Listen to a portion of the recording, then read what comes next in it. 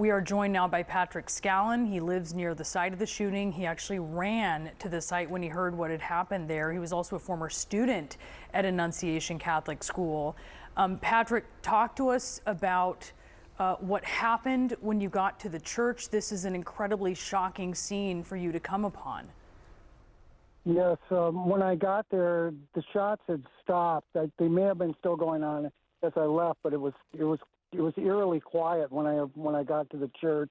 I noticed on the side of the church there was a magazine, an empty well, I don't know if it was empty. There was a magazine on the sidewalk, and I just looked at that, and then I went around to the front of the church, and I had a feeling that it was whatever happened was in the church, and then people were starting to pour out of the church. And right away, almost, there were 3 children that were obviously hurt, and I just kind of stayed with them until the EMTs came and tried to give them some comfort because they were obviously in a lot of distress, and 2 of them were very hurt. Yeah, Patrick, could you share with us what you told them to try to calm them down? Well, yeah, the one girl said, "Can you just please hold my hand?" And I did. And I think that helped her. And the shot had grazed her forehead. And I think she's very fortunate because I think a little bit closer and it would have been a different result. But she was so brave. And there was another girl that right next to her that was shot in the neck.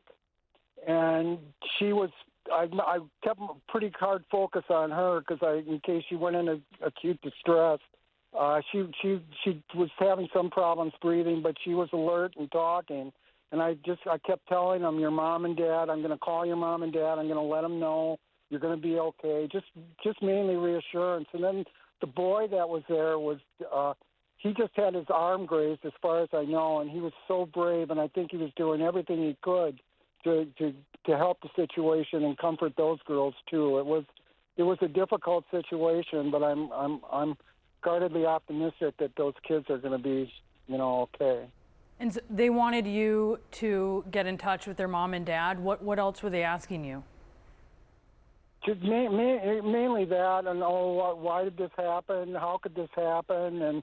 And the one that was shot in the neck, I was mainly asking, in my own layaway medical questions because I was worried, given that she said she was shot in the neck, and they weren't bleeding profusely, but they're obviously all were bleeding, and it was just comfort and reassurance again. I told them and assured them, "I'm not leaving you until the ambulance gets here, and they're going to take good care of you. You're going to be okay, and you're going to be with your parents real soon." And I think that's all I could do.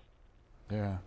Patrick, I wonder, as someone who went to the Annunciation School and who is still a member of the church, if you could describe for us what the community is like there, what it's like to go to school there, what it would be like on a typical day when this ceremony was taking place, where all the students go into the church and pray as part of the first week of the school year? Well, that's a real good question. Interestingly, I was walking my dog this morning right by the church, and I saw a family of that live in our neighborhood. I know who they are, of 3 kids that go to the school. And I thought to myself at that moment, what a wonderful thing Annunciation is, that this continues. I mean, I'm an old guy now, but, I just really did my heart well to see that. And then this happened. But it's a wonderful place. My kids went to school there. My father went to school there. My grandparents are founding members. And it's a tremendous community.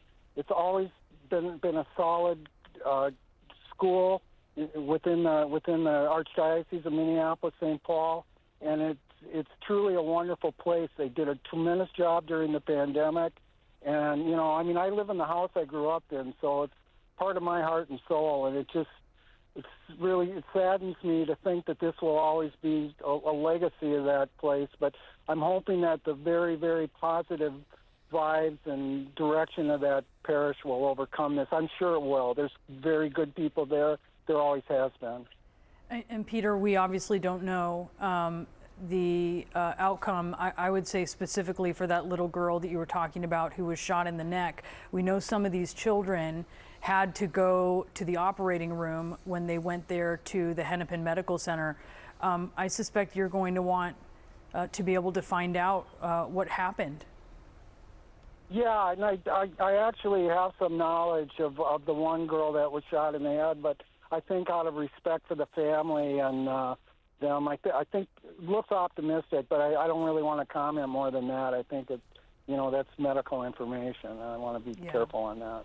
Patrick, we certainly understand that, but we are certainly hoping the best for these families. And Patrick, we're thankful that you were there, as I'm sure these families were, to comfort those children. And thank you. I think it's very important that people understand what it was like there today.